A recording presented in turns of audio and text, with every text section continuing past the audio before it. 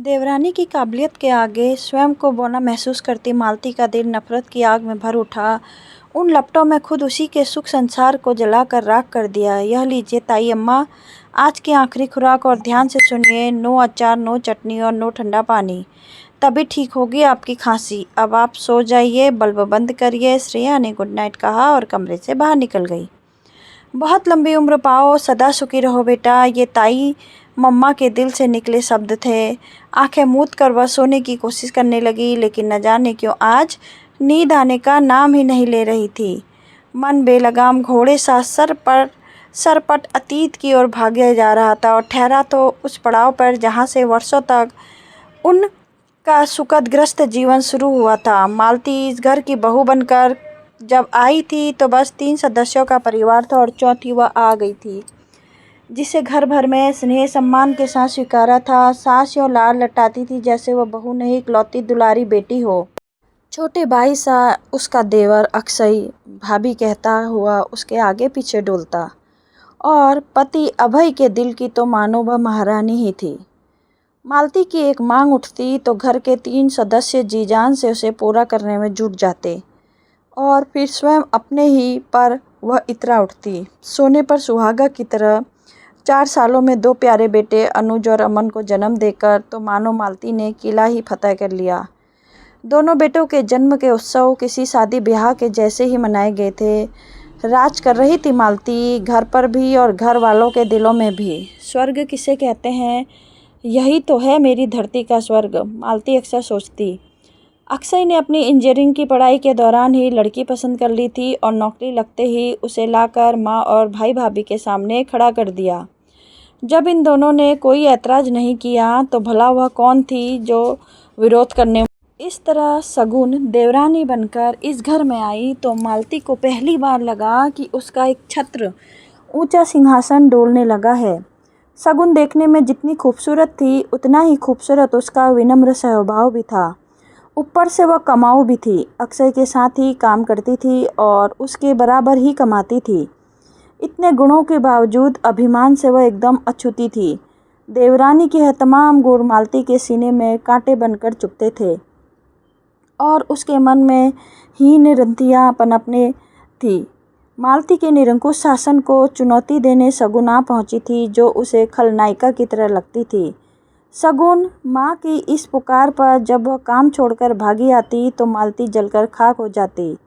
अक्षय जो बच्चों की तरह हरदम भाभी ये दो भाभी वो दो के गीत गाते, उसके आगे पीछे घूमता और अपनी हर छोटी बड़ी ज़रूरत के लिए उसे ही पुकारता। अब सगुन पर निर्भर हो गया था।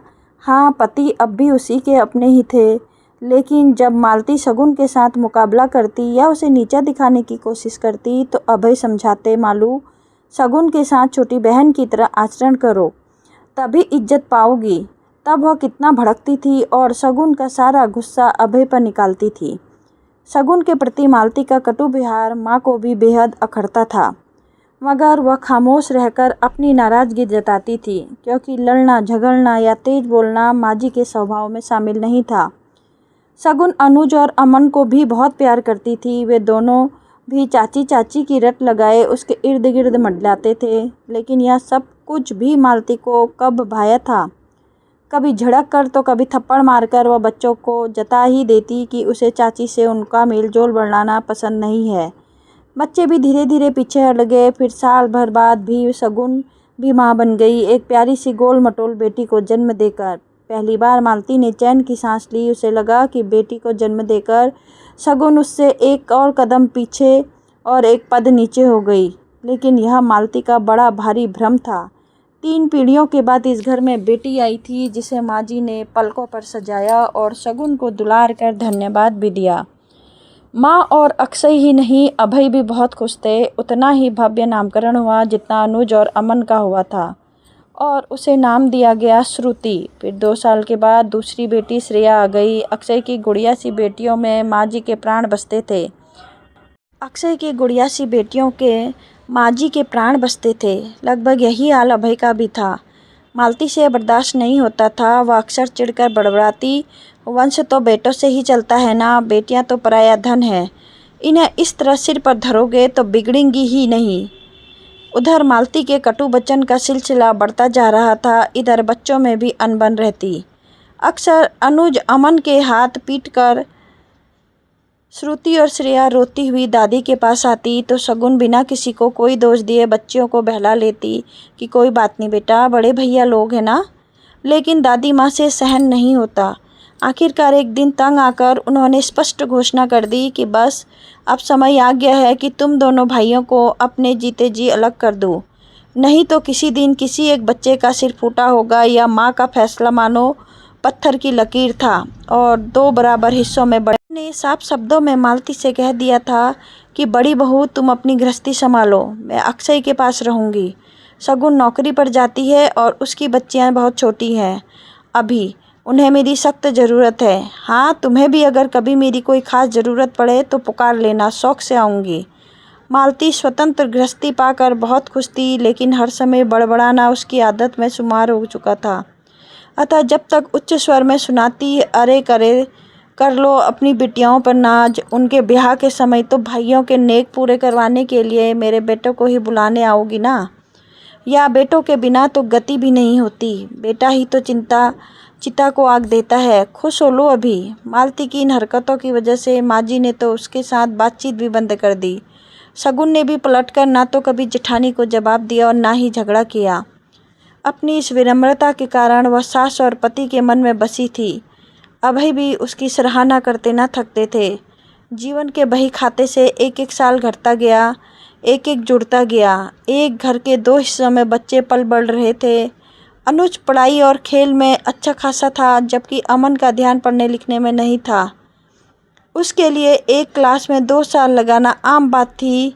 इधर श्रुति और श्रेया दोनों ही बेहद ज़हीन थी, पढ़ाई में और बिहार में अति शालीन और शिष्ट।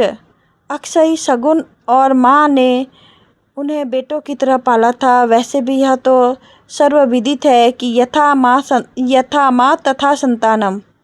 कुछ समय तरह के ये दोनों घर के बच्चे, कब उनका बचपन बीता और कब यौवन की दहलीज पे उन्होंने कदम रखा पता ही नहीं चला। फिर आई अप्रिय घटनाओं के साल, जिन्होंने नए नए इतिहास रखे। एक साल वह आया जब अनुज अपनी योग्यता के बलबूते पर ऊंचे पद पर नियुक्त हुआ और दूसरे साल बिना किसी की राय लिए उसने एक NRI लड़की से कोर्ट मैरिज कर ली। जरूरी औपचारिकताएं पूरी होते ही उसने चंद महीने बाद ही सबको गुड बाय कहकर कनाडा की ओर उड़ान भर ली।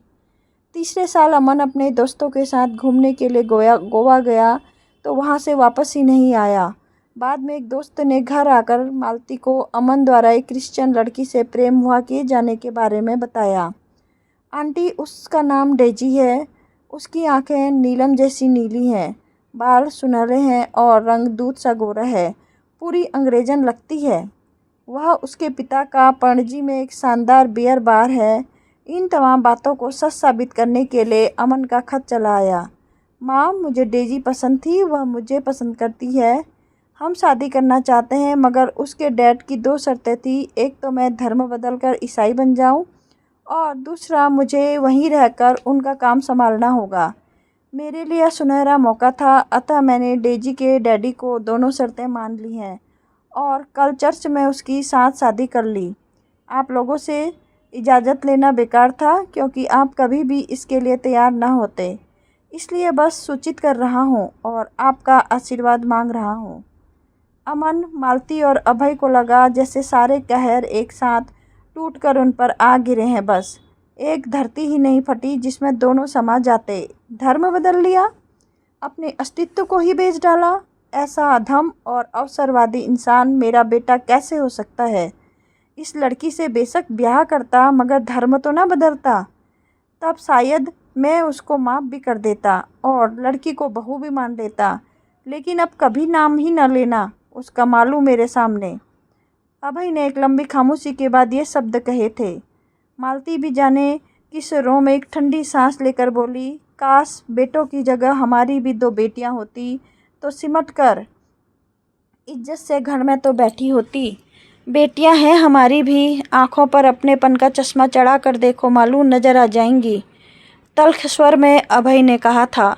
इस घटना के 1 माह बाद ही माजी चल बसी।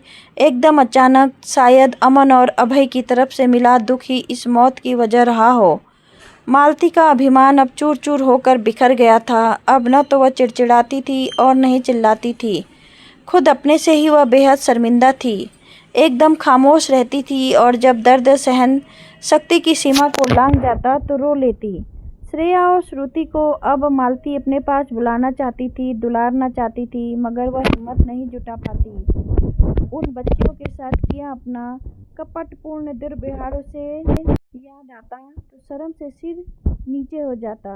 MBA के बाद श्रुति को एक बहुराष्ट्रीय कंपनी में मैनेजर की पोस्ट मिल गई तो मालती ने दिल की गहराई से आवाज़ आई कि काश 2 बेटों की जगह सिर्फ एक बेटी ही होती तो आज मैं गर्व से जी भर के सर उठा के चलती। श्रेया MBA MBBS कर डॉक्टर बन चुकी थी और अब MD की तैयारी कर रही थी। श्रुति का रिश्ता उसके ही स्तर के एक सुयोग्य युवक शिखर से हो गया था। श्रुति की शर्त थी कि वह बिना दहेज के ब्याह करेगी और शिखर को यह शर्त मंजूर थी। ब्याह हो गया। कन्यादान मालती और अभय ने दोनों ने हाथ कराया गया। मालती कृतज्ञ थी शगुन की। कम से कम एक संतान को ब्याह का सुख सौभाग्य तो शगुन ने उसके सूने आंचल में डाल दिया। श्रुति की विदाई के बाद तो अभय बिल्कुल ही खामोश हो गए।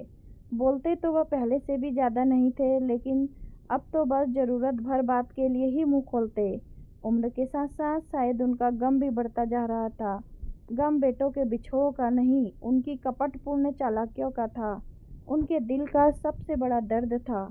अमन का धर्म परिवर्तन। कई बार वह सपने में बड़बड़ाते, कभी माफ़ नहीं करूँगा नीच को, मेरी चिता को भी हाथ न लगाने देना उसको।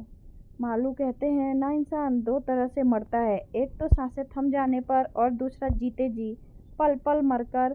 यह दूसरी मौत पहली मौत से ज़्यादा तकलीफदेह होती है, क्योंकि ज़िंदगी की हसरतें और जीने की इच्छा मरती है, लेकिन एहसास तो जीवित रहते हैं ना। ऐसी ही मौत जी रहे थे अभय, और एक रात वह सदा के लिए खामोश और मुक्त हो गई। पति की मौत की वह भयानक रात याद आते ही मालती अतीत के घरौंदे से निकलकर वर्तमान की धरातल पर आ गई। उसे अच्छी तरह से वह रात याद है जब दोनों एक साथ ही एक पलंग पर सोए थे, लेकिन सुबह वह अकेली उठी। वह हमेशा के लिए सो गए। कैसी अजीब बात थी। उस शांत निद्रा में की रात खुद पर चल कर गए बिस्तर तक और सुबह किसी और ने उतार कर नीचे धरती पर लेटाया। इस तरह काल का प्रवाह अपने साथ उसके जीवन में उस आखिरी तिनके को भी बहा ले गया जिसके सहारे उसे इस संसार सागर को पार उतारना था। अक्षय ने बाद में बहुत जोर दिया कि अनुज तो विदेश में है, अमन को ही बुला लिया जाए, लेकिन पति की इच्छाओं का मान रखते हुए मालती ने किसी भी बेटे को खबर तक नहीं करने दी। अक्षय ने ही भाई का दाह संस्कार किया। कैसे सोने की अयोध्या नगरी थी जिसमें वह ब्याह कर आई थी, और अपने ईर्ष्या व द्वेष की आग में जलकर उसने लंका बना डाला। बेटे बाद में बारी बारी से आए, पर उनका आना और जाना एकदम औपचारिक था। मालती भी बेटों के लिए वितरागी ही बनी रही। फिर तो यह अध्याय सदा के लिए बंद हो गया। श्रुति, शिखर, श्रेया, शगुन चारों एक दिन एक साथ आए और जिद पकड़कर बैठ गए। ताई अम्मा, आप यह भूल जाइए कि हम आपको यहाँ अकेला छोड़ेंगे। आपको अब हमारे साथ रहना पड़ेगा। उठिए ताई अम्मा। बच्चों के प्यार के आगे मालती हार गई और वह एक दूसरे आंगन में चली आई। उसे याद आया श्रुति के ब्याह के लिए जब शगुन ने उसके लिए अपनी ही जैसी सुंदर और महंगी साड़ी लाई थी और श्रेया ने उसे खूबसूरती से तैयार किया था, तब वह हुलस कर उठी थी। देखा अभय, कितनी प्यारी बच्चियां हैं और एक मारे पूत हैं।